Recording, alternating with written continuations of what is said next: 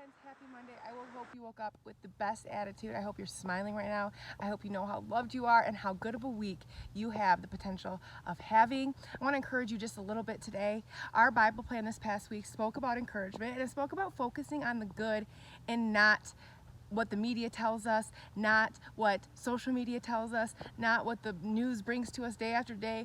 Inevitably, we are all facing right now a very scary time. A time of uncertainty, a time where fear is imposed on us, a time where, for some of us, this is the scariest era of our lives on this side of heaven. This is the scariest thing that we will experience as far as a nation. I want to encourage you today, though, that the truth does not lie in my perspective or your perspective or the media's perspective. The truth lies in God's perspective and what the good word tells us.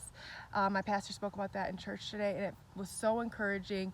Our Bible plan spoke about it's easy to focus on worldly things, earthly things, especially in the scary times, especially when we really feel like we have nowhere to turn and everything else is right in front of our face, full of things making us scared, making us uncertain.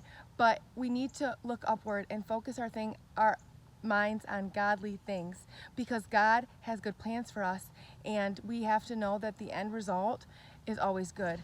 God's timing is always on time, and He always has good plans for us. So regardless of how scary it is right now, regardless of how much, especially today in Michigan, plans have changed per the governor. Sometimes it feels like we take 3 steps forward and 10 steps back. Personally, I've said it myself several times recently, more than ever, I think, having conversations about COVID-19, having conversations about businesses struggling, everything happening, people getting sick, people passing, everything that's happening right now.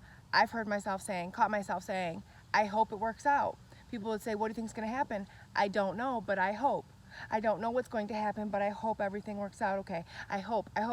But as a Christ follower, as a Christian, I know that it's going to work out. I know it's going to work out. My Bible plan said that, and it was so powerful to me, because we don't have to say we hope.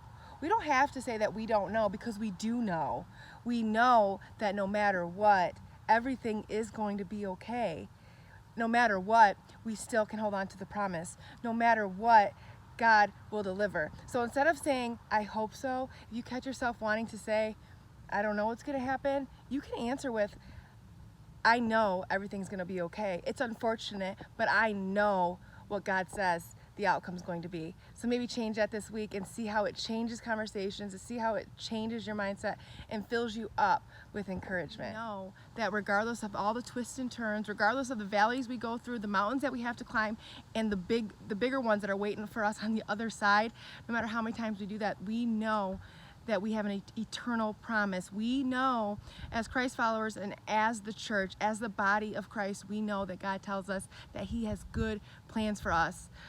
Plans for hope in a future and not for disaster. That's what the book of Jeremiah says, and I want you to hold on to that this week. I want you to hold on to the fact that regardless of what you're going through, and regardless of what we're going through as a nation, we're going to come out of this on top, and that's the promise that we have been given by God. So I want you to feel encouraged today. I want you to reach out to someone today, text them, call them, because we have no idea what everyone else is going through on top of what we're all inevitably going through this crisis and through this pandemic. And I want you to push fear out of your mind every chance you are able to this week, and fill it with encouragement. Change your perspective if you're able to, and just remember what God promises you. And it's a beautiful thing when we're able to focus upward instead of on earthly and worldly things, no matter how hard it is, because I know it is so hard sometimes. I just want you guys to feel able and capable to take on this week. And I hope you remember how loved you are, how worthy you are, and that you are made for more than mediocrity. Go encourage someone today, okay? I'll see you guys Friday.